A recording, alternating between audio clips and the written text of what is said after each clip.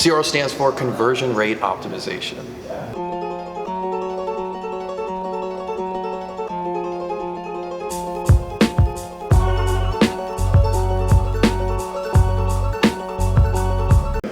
Conversion rate optimization entails you improving the user experience within the landing page that you're running. The ultimate goal is to guide visitors around a single action that you want them to take, essentially turning them in from visitors to customers. A landing page is a highly focused page, much like your homepage on a website, except it's all geared around one call to action or one value proposition. So get a demo, a free trial, something along those lines.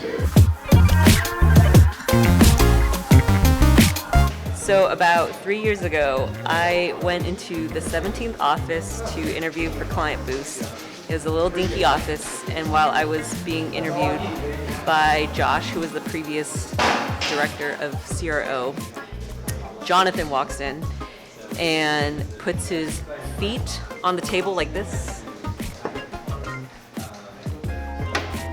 And he doesn't have shoes on, and I'm like, is that a power move or something? This is my job interview story at KlientBoost. So I'm talking to my mentor, and he asked me if I've heard of this place called KlientBoost. I hadn't, and so we're talking about it for a while, and that was the end of that. But suddenly I get a cold call like a week later, and it's this fast-talking guy named Jonathan on the other end of the line, and I'm like, who is this guy? I thought it was a recruiter or something weird, but it wasn't. And he's like, hey, so you wanted to get an interview? I was like, sure, why not? Thinking he's gonna schedule it out. He asked me if I want to come in like 2 hours. Well, I'm like in flip-flops and gym shorts. And so I was like, there's no way, not today. And he's like, no, it's all good. All I wear is sweats and slides to the office. So I take his word for it and show up at this like funky little office in Costa Mesa above a Starbucks next to like a chiropractor who may not be a chiropractor. And I walk in and there's like maybe 10 people. I get taken back to a conference room and I do this short interview. Jonathan comes in for like the last 3 minutes awkwardly, and so I feel like he didn't really get to know me. And suddenly it's over and I'm offered the job. And we're like shaking hands and I walk away like after this tornado and call my wife, let her know like, hey, I got a new job. She's like, cool, so what is it? I don't know.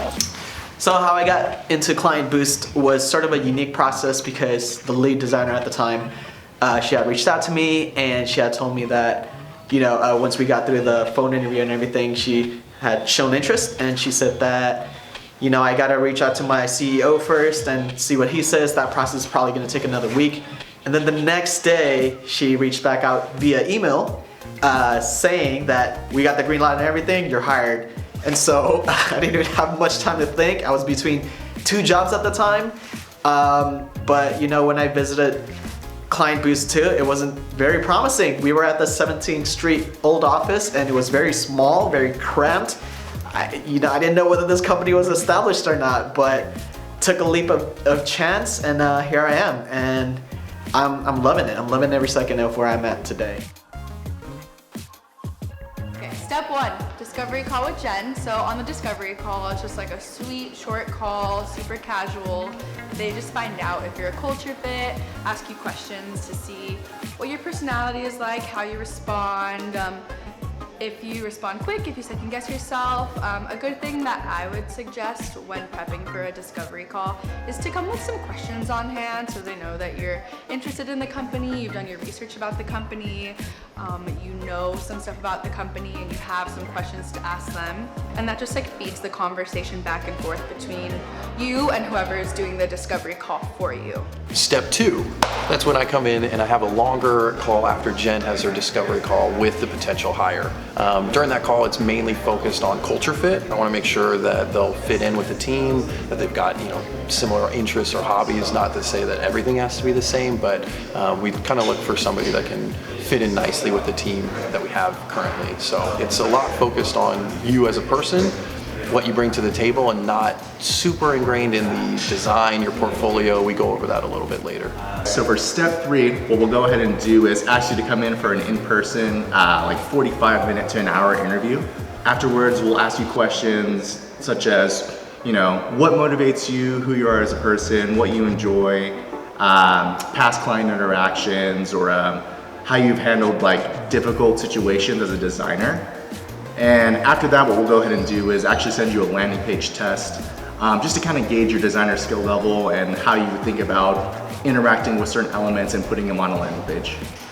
Step 4, you've made it this far. That means we like you, we like what we see, you've got the chops for the job, and so we'll reach out. All right, so step 5 is the DISC assessment. So once we've finished the interview, we've met you, we like you, we send you a DISC assessment, which gives us a little insight into how you communicate. Everybody at the company has had one done. It'll tell us behaviors, what motivates you, your skills, and it makes sure that we have the right people in the right seat and that we know how to motivate them. Everybody's motivated by different things. So, it would be naive of us to think that everybody's motivated by the same thing. So it helps us to better communicate that with leadership, with everybody around them, so that we make sure that we have a positive and reinforcing culture. Here's some tips if you want to knock out this interview. Pretty much following our blog, being up to date with what KB does. We have killer blogs, killer blogs. If you don't know any of those when you come in, that doesn't look too hot.